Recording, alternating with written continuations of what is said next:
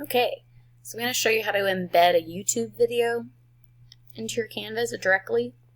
So you don't have to just like put a link and they have to go to YouTube to watch it. You can just put it directly in there. So how you do that is you go to your Canvas page and you either make a page or you make an assignment, whichever one. If you're assigning it to them, make an assignment. If it's just a page for them to look at, it's a page. Now, it's pretty similar to ones I've shown already, but you just go to this plug right here. And if you scroll down, YouTube's at the bottom. Now, it says you can search. Oh, it did this time. So you can actually search for different things. You want to like find a video that way. But what I would probably recommend is like already know what video you want to do.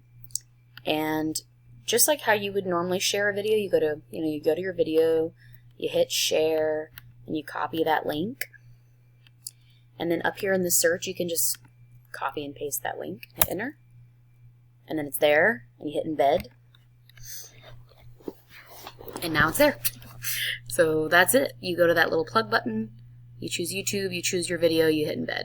And then you go down here and hit save. Obviously you could choose other, like they're going to submit something for something.